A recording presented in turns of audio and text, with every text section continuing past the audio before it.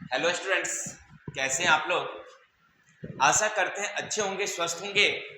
तो आज हमारा टॉपिक्स है क्लास 12 के चैप्टर नंबर 7 तृतीयक और चतुर्थ क्रियाकलाप के जितने भी दीर्घोत्तरीय प्रश्न हैं, इन सारे प्रश्न के उत्तर का अच्छी तरह से हम लोग समझने का प्रयास करेंगे। अब करना क्या है आपको भाई, मेरे वीडियो पर आराम से बने रहिए, मोबाइल को फुल स्क्रीन में कर लीजिए, ध्यान से देखिए, सब कुछ समझ में आएगा। क्यों नहीं आएगा, आराम से आएगा। चलिए तो क्वेश्चन नंबर 1 समझिए क्या है।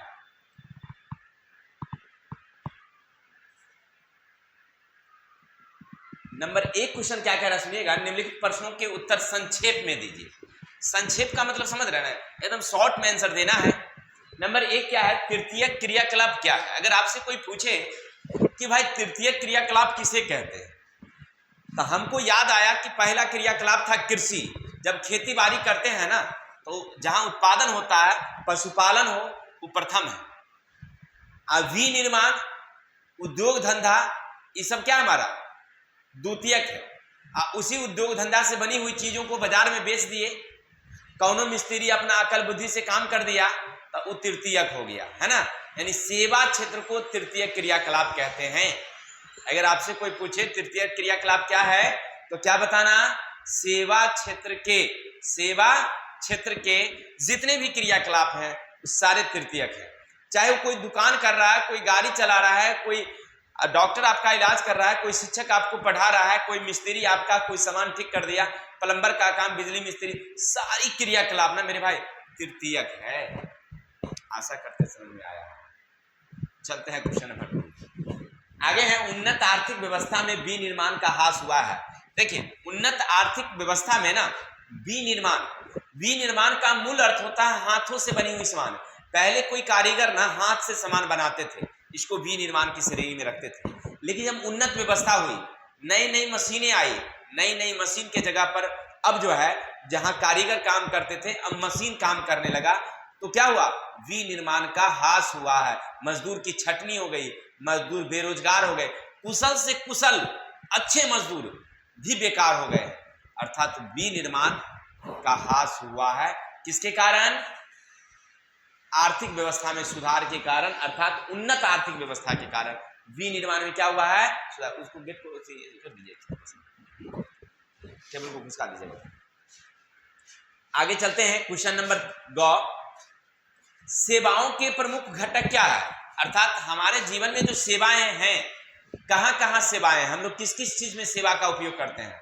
तो देखिए, हर क्षेत्र में हमें सेवाएं हैं। परिवहन के क्षेत्र में, चिकित्सा के क्षेत्र में, वित्त के क्षेत्र में, वाणिज्य के क्षेत्र में, मनोरंजन के क्षेत्र में। यानी कि सेवा जो है ना, यानी आपके जीवन में हर एक क्षेत्र में सेवा का बड़ा महत्व है। आपके क्षेत्र में सेवा का बड़ा महत्व है। कहाँ कहाँ, तो वाणिज्यिक सेवा, वित्त सेवा, उत्पाद और उपभोक्ता सेवा, परिवहन सेवा, मनोरंजन सेवा, सब जगह तो सेवा ही सेवा। अरे कोई गाड़ी चला करके आपको अगर समस्तीपुर पहुंचाता है, आपके जिला के केंद्रों में पहुंचाता है, रात बिरात आपको लाता है, भले आपको पैसा लगता है, लेकिन सुविधा मिल रहा है ना मेरे भाई, तो यही ना सेवा हुआ। कौनो चीज आप अपने गांव के दुकानों में जाकर के बेच लेते हैं, वहां से कौनो चीज जरूरी की चीज खरीद लेते हैं, पैसा देते हैं, ठीक है, लेकिन वो सेवा आपको हुआ ना, वही सेवा है। समझ रहे हैं बात को।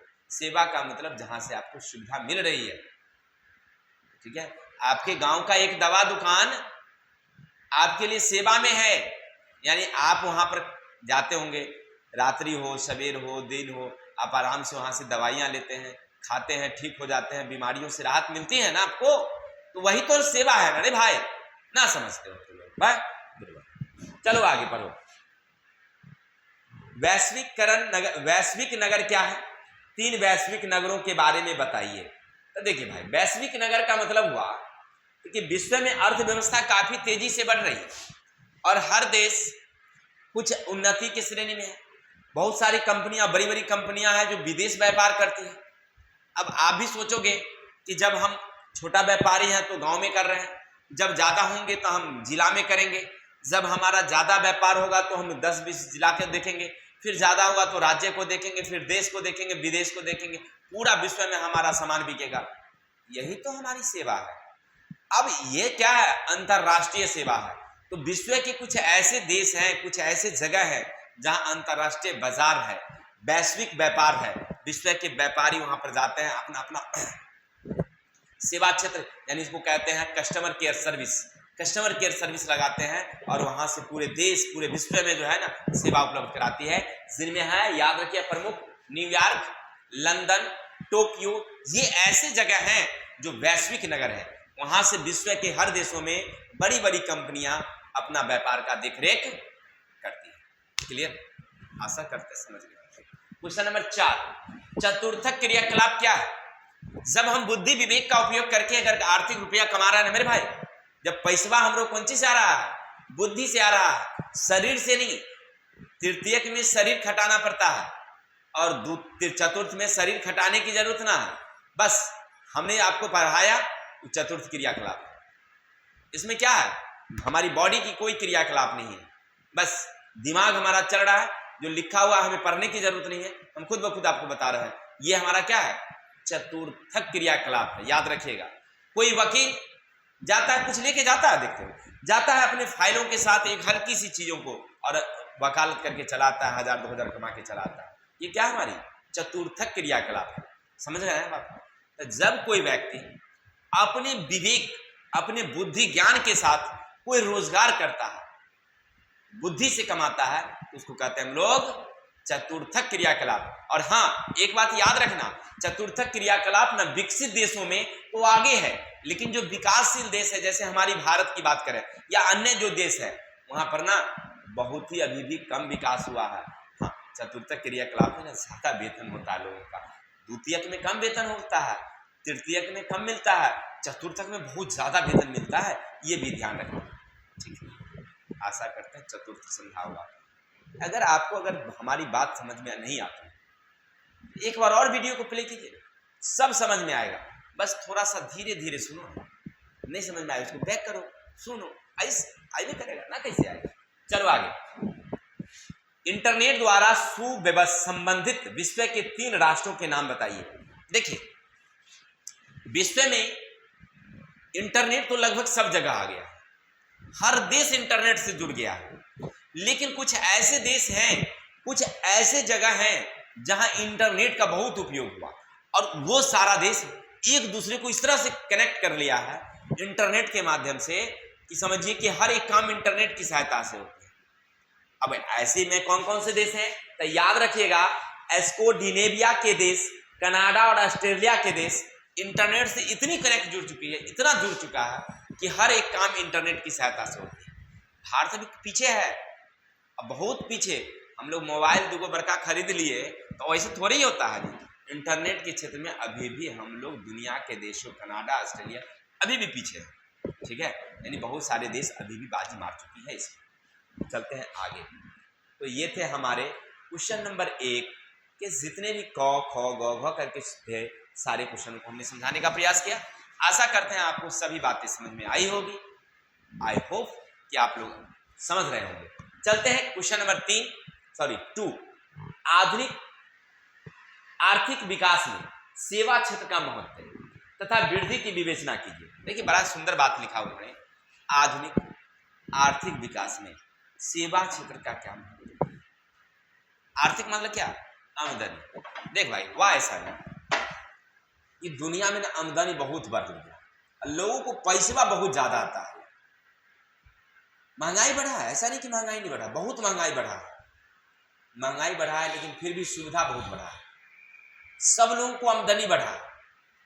पहले 600 रुपये टेलर ईटा था, हमारे गांव में बहुत कम ही घर थे छत के। आज 15,000 रुपये टेलर ईटा है, फिर भी देखते हैं गांव में छत है, सब लोग छते का घर बनाता है। पैसा नहीं तो कैसे बनाता है भाई? इसका मतलब आर्थिक उन्नति सबों को हुआ है, गाड़ियां सबके पास है, सबके पास अच्छे कपड़े हैं, सब सुविधाएं हैं। इसका मतलब आर्थिक क्षेत्र बढ़ा है।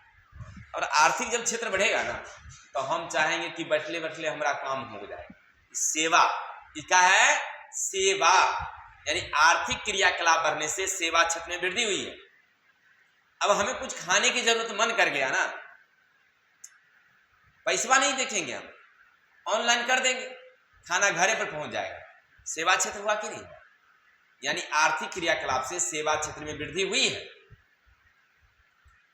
समझ रहा है? आर्थिक पैसा हमारे पास बहुत ज्यादा है। अब हमें कहीं जाना है, गाड़ी हमें भाड़ा पर लेनी है, हमें जाने की जरूरत नहीं गाड़ी वाले के यहाँ कि भैया कहाँ है, फोन करने की जरूरत नहीं। ऑनलाइन की सुविधा है, हमने बस बुक कर दिया, गाड़िया जहां हम हैं वहीं पहुंच जाएगी। ठीक है, ये सारी सुविधाएं उपलब्ध हो चुकी है सेवा क्षेत्र की, जिसके कारण आर्थिक क्रियाकलाप, आर्थिक आमदनी नहीं होता तो कौन करता? हमारे पास अगर पैसा ना है तो कैसे हम करेंगे भाई? कौन? मान लीजिए अगर खाना आपको देता है, 100 का खाना आपको 200 में पहुंचाता है, तो आप क्या करिएगा? पैसा रहेगा तबे ना खाइएगा, ना होगा तो सोचिए 100 रुपया मंगवाएंगे, चलते हुए चल जाते हैं, खा के चलाएंगे ना।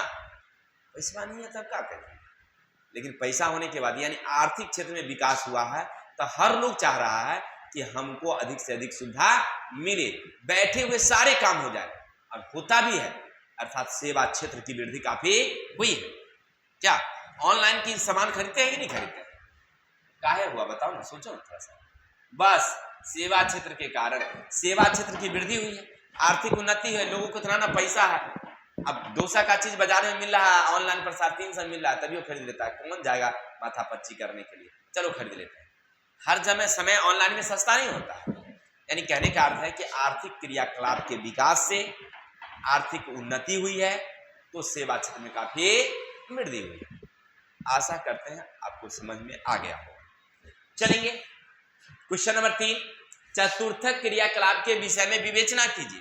फिर आपसे पूछ रहा है कि भैया थोड़ा सा चतुर्थक क्रियाकलाप के बारे में बताइए। देखिए वर्तमान समय में ना क्या हुआ है, आर्थिक क्रियाकलाप में बहुत तेजी से परिवर्तन हुआ। आर्थिक क्रियाकलाप बढ़ी है, जिसके कारण विशिष्ट और जटिल हो गया, और इसके परिणाम स्वरूप अब लोग चतुर्थक क्रियाकलाप की ओर ज्यादा ध्यान दे रहे हैं।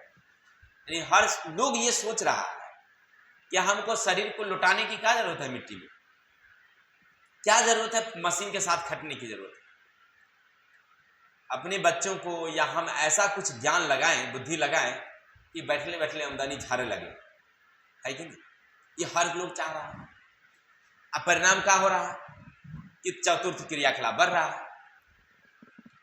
अब आज से कुछ दिन पहले देखोगे, डॉक्टरी की परीक्षा हमारे भारत में देती थी कितनी?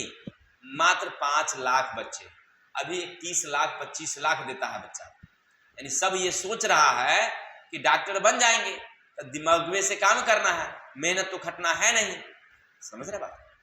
समझ रहे हो? समझ रहे हो? चलो, तो चतुर्थक क्रियाकलाप का विकास क्या हुआ कि जब आर्थिक उन्नति हुई, तो हर लोग ये सोच रहा है कि हम बैठे बैठे दिमागे से कमावे, हमरे शरीर खटावे की जरूरत नहीं थी। तो अब नहीं है, चतुर्थक क्रियाकलाप होगा तो इसका विकास हमारे यहाँ तेजी से हो रहा है। जैसे वकालत कर, डॉक्टरी कर, शिक्षक का काम, ये सब क्या है, हमारी चतुर्थक क्रियाकलाप में आती। आशा करते समझ गए होंगे। तो चलते हैं क्वेश्चन नंबर 4। अरे फिर देखो ना भाई, कह रहा है तृतीय क्रियाकलाप के विषय में आप क्या समझते हैं? एक और बात हुआ, अरे जितना सेवा क्षेत्र है, बैठे हुए आप भोजन कर रहे हैं, आपको पहुंच रहा है ना, तो तृतीय के क्रियाकलाप में।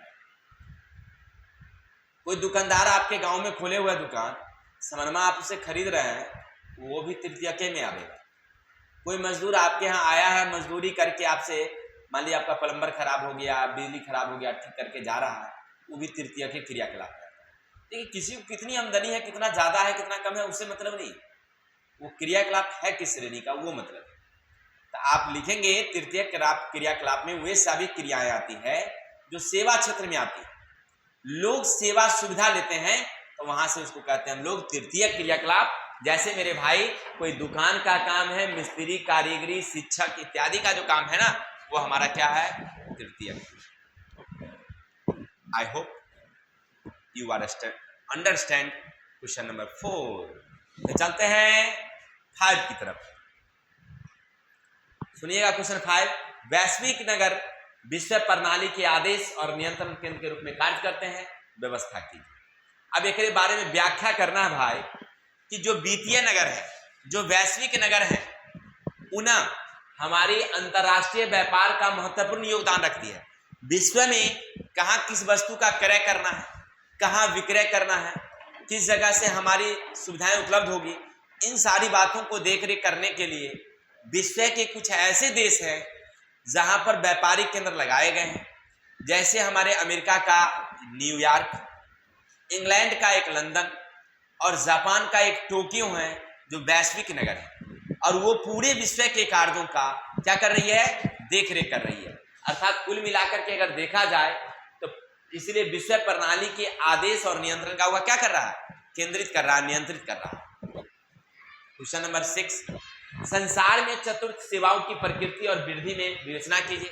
अब चतुर्थ सेवा का मतलब है कि दिमाग का काम, अभी तुरंत बता रहे थे, क्वेश्चन नंबर शायद 4 में था, 3 में चतुर्थक क्रियाकलाप के बारे में, कि हर लोग जब आर्थिक उन्नति हुई है ना, तो हर ये लोग चाह रहा है कि हमारे पास इतना हम पूंजी लगा दें, ऐसा हम कुछ दिमाग लगा दें कि हमारा बैठले बैठले काम हो जाए।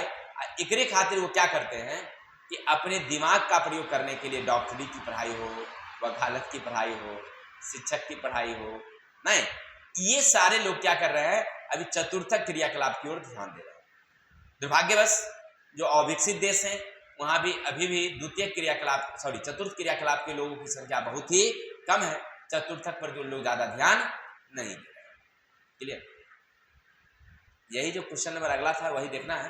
तो आशा करते हैं हम जितने भी क्वेश्चन समझाए होंगे आपको समझ में आया होगा, और इसको आप अच्छी तरह से देख लीजिएगा, स्क्रीनशॉट लेना चाहते हैं ले लीजिएगा सबका, और हम लोग मिलते हैं कल नेक्स्ट वीडियो और नेक्स्ट अध्याय के साथ। तब तक के लिए हमें विदा दीजिए और मिलते हैं कल। जय हिंद, जय भारत।